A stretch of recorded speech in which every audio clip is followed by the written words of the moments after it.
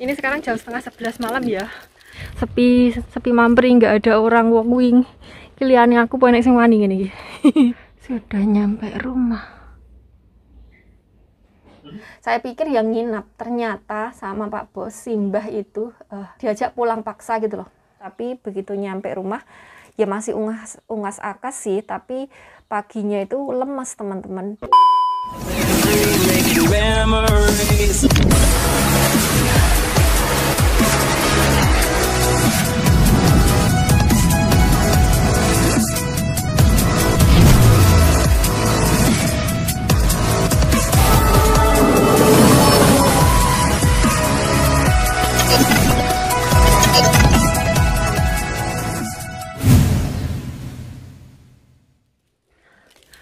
Aku sudah pulang, sudah nyampe rumah, naik taksi. Tapi Pak Bos sama Simbah itu jalan kaki, jadi Simbah naik kursi roda terus didorong Pak Bos. Dan ini aku mau jemput mereka. Aku naik taksi karena aku satu-satunya yang negatif, mereka berdua yang positif. Jadi aku naik taksi bawa barang bawaan, karena mereka kan tidak boleh naik kendaraan umum teman-teman. Jadi aku ini jemput mereka, soalnya Pak Bos ndak duit tenaga buat dorong Simbah kan ya lumayan antep bobotnya. Ini sekarang jam setengah 11 malam ya. Jam setengah 11 malam, aku ndak nggo jam ya, harus tak tutuhkan. Ini kamera HP dan baterainya tinggal 10%. Wes disambung besok lagi. Sepi ya pribadi, jam setengah 11 ya-yaan teko ngendi-ngendi. Sepi mampri, nggak ada orang wong wing. Kiliane aku pengen sing wani ngene iki.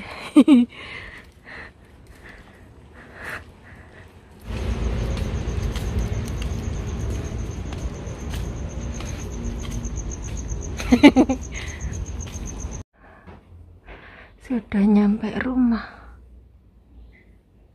那个现在都能动了的，啊？我现在都能动了。好。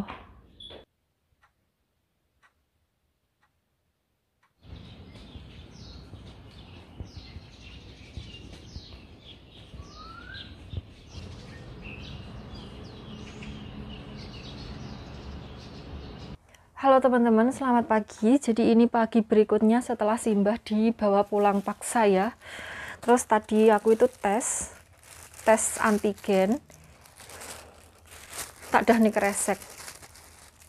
Ini tak tanggali. Kelihatan nggak sih di kamera? Saya tak fokus nih. Nah, kelihatan kan? Jadi ini aku tesnya tanggal sekian, hari ini ya, jam sekian. Ini setelah pulang dari rumah sakit teman-teman. Jadi keesokan paginya, dan ini hasilnya.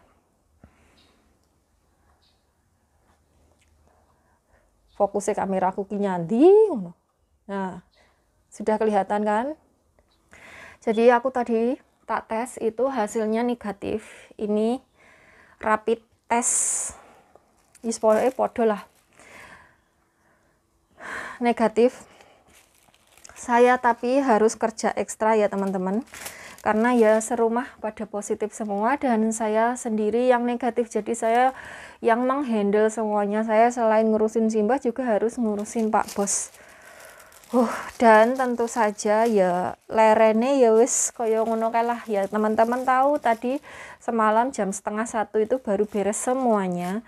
Jadi saya mulai bisa mandi jam setengah 1 malam dan saya tidur jam 1 lebih seperempat, hampir jam setengah 2. Dan esoknya jelas bangkong soalnya ya capek banget ya.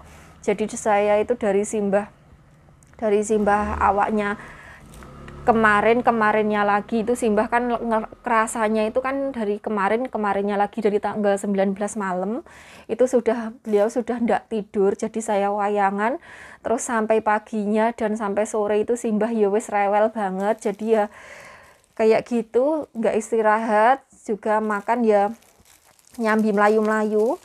Terus kemudian tanggal 20 sore itu mbahnya demam tinggi sampai 38,5. Akhirnya ya wis diplayokkan ke rumah sakit. Ternyata malamnya jam setengah 11 malam itu sama Pak Bos dibawa pulang paksa.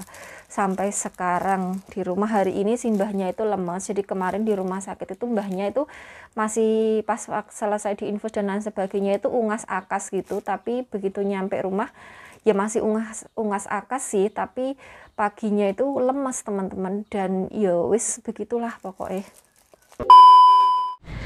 Assalamualaikum warahmatullahi wabarakatuh. Ketemu lagi dengan Dian yang jempreng di Taiwan. Geret kerenjang yang lagi teman-teman loh. Ini aku disuruh ke pasar ya. Ini hari kedua setelah Simbah positif korontil. Aku mau belanja ke pasar dulu, nanti cerita-ceritanya nanti aja ya, soalnya ini buru waktu.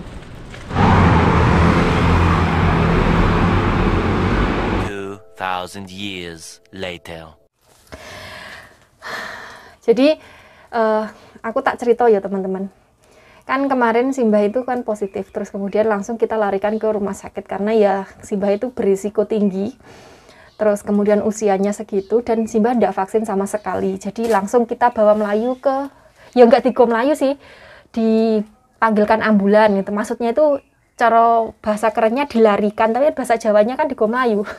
Ya pokoknya ikulah, pokoknya kalian paham kan? Saya tak benar nih. Nah di sana kan kita nunggu kamar kira-kira sekitar 30 menit di luar itu buat nunggu kamar itu. Tak pikir langsung masuk ruangan gitu ya, langsung masuk ruangan kamar rawat inap gitu. Ternyata kita harus nunggu lagi di tempat penungguan kamar gitu. Nah satu ruangan itu isinya banyak orang. Kayak kalau di rumah sakit Indonesia mungkin pasien kelas sing kelas yang paling bawah itu apa kelas 4. Pokoknya yang itu loh yang pakai BPJS, yang pakai pokoknya yang surat keterangan miskin, SKM kayak gitulah kalau di Indonesia. Yang satu ruangan ini isinya banyak pasien kayak gitu. Jadi kita dimasukkan ke situ dan semuanya positif teman-teman. Aku ki negatif, kalau dimasukkan di dalam gunung ki aku yo ngeri-ngeri sedap, lek aku ketularan pisan ya opo gitu. Ya opo sapa sing ngopeni mbahku? Terus sapa yang ngopeni saya gitu. Pokoknya pikirin macam-macam lah. Dan di situ nggak hanya ada saya, ada beberapa mbak-mbak dari Indonesia juga, kayak dari Filipina atau dari mana kemarin saya ya kurang tahu. Pokoknya yang saya tahu yang ada dari Indonesia beberapa, karena kami sempat ngobrol juga, sempat saling sapa gitu lah, nggak ngobrol sih, sempat saling sapa karena ya sama-sama orang Indonesia kan ya. Terus kemudian saya masuk ke ruangan itu dari jam 5:30 jam 4 gitu loh, sampai jam 7:30 mbahnya selesai tindakan ya disontek ya di ronsen ya wes diinfus dan macam-macam gitu, dikasih obat macam-macam, itu selesainya jam 7:30. Nah jam 7:30 itu saya tanya sama suster apakah saya boleh keluar. Saya ditanya sama suster apa kamu ada keluhan misalnya pusing, demam, sakit tenggorokan atau macam-macam. Saya bilang tidak, saya negatif, saya bilang kan gitu. Terus saya diizinkan untuk keluar karena si mbah minta makan, jadi saya harus beli makanan.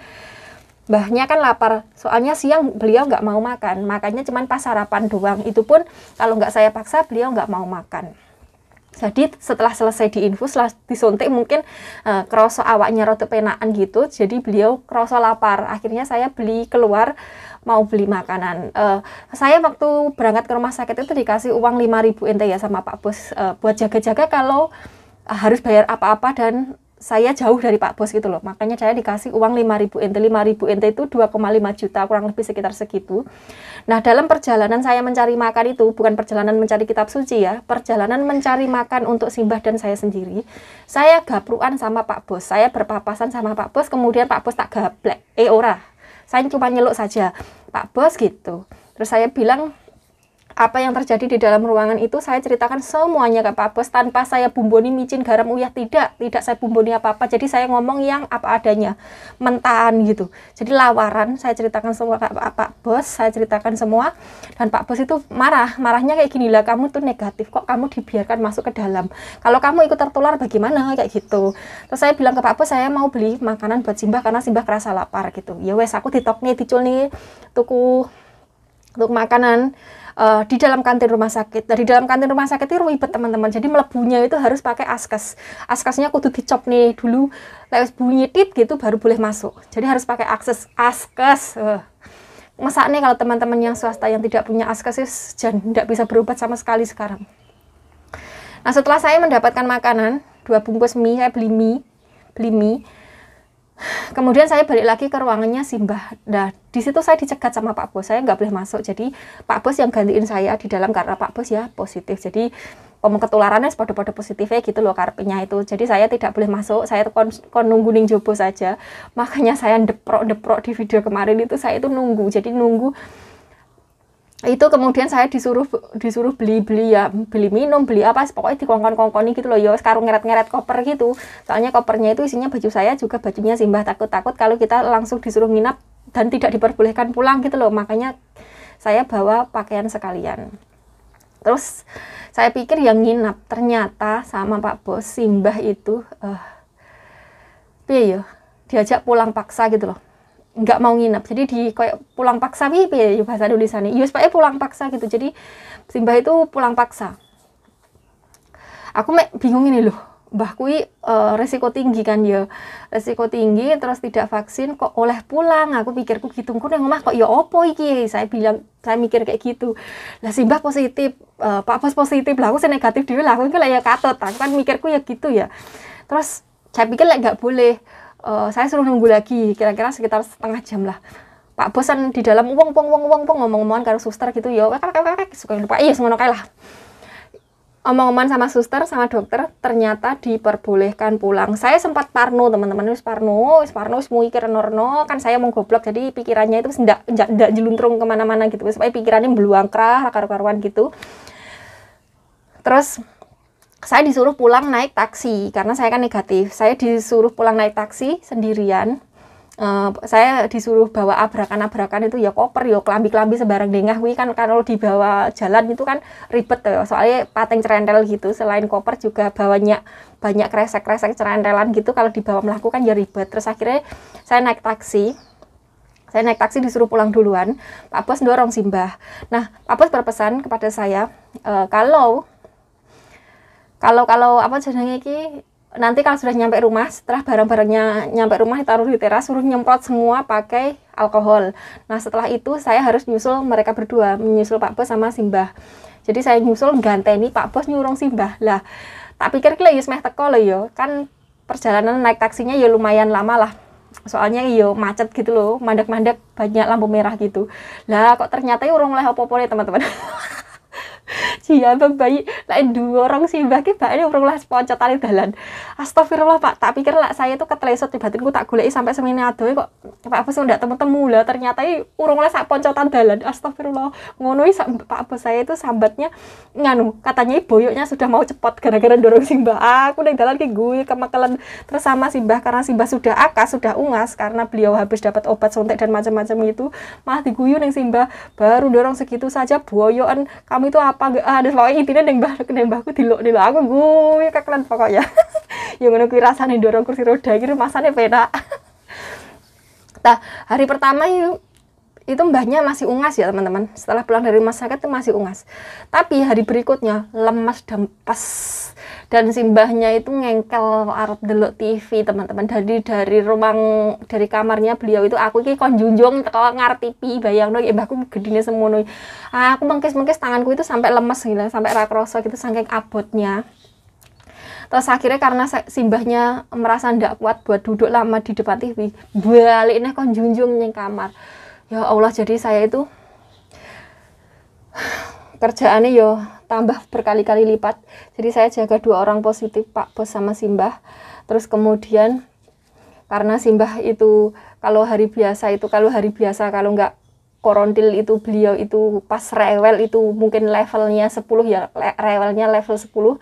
Berhubung kena korontil ini levelnya naik tajam jadi 50. Jadi dari level 10 naik ke level 50 gitu, naik tajam itu rewelnya. Wis rasa tak ceritain kok aku timbangnya dilok ning ngrasani mbakku. Pokoknya ya sekira-kira seperti itu. Jadi ya tenan. Saya ini kerjanya ndak karo-karuan. Kalau biasanya hari biasa itu jam 12 baru istirahat, ini ya saja diomong nih. Dan saya tambah pakai masker 24 jam tetap, tapi maskernya double kayak gini, double. Dan setiap beberapa jam sekali saya harus ganti masker. Kemudian sebentar pendak menit, ibaratnya pendak detik itu saya cuci tangan, semprot tangan saya pakai alkohol. Karena saya selain menjaga 2 pasien yang positif, saya juga harus menjaga diri saya agar tidak ikut terpapar. Lelek kabeh positif terus ya opo dadine rek, sapa sing arepe ngupeni bae. Kemarin benar-benar hari yang sangat berat buat saya, tenan. Kemarin itu hari yang sangat berat buat saya karena Simbah ruwewelnya ndak karu-karuan tenan. Terus kemudian beliau itu lemas dempes dan nggak kuat ngadeg, nggak kuat lungguh itu, dan saya tetap harus menjaga diri saya agar saya tidak ikut tertular. Jadi kayak wis nggak kena diceritain lah, sungguh sangat berat. Dan yang mengalami kayak gini aja ini mungkin bukan saya saja, hampir semua TKW yang ada di Taiwan kemarin, seperti yang kemarin Pak lihat di rumah sakit itu, mereka juga jaga pasiennya padahal di sekitar mereka itu banyak yang positif. Yes, ngene iki lah cah. Baiklah teman-teman, mungkin videonya terlalu panjang karena saya ngecepretnya nggak mandek-mandek. Sampai di sini dulu. Sepertinya Simbah sudah nyeluk, itu sudah selesai makannya. Sampai ketemu di video selanjutnya. Semoga kita selalu dalam lindungan Allah Subhanahu wa Ta'ala. Amin. Bye bye.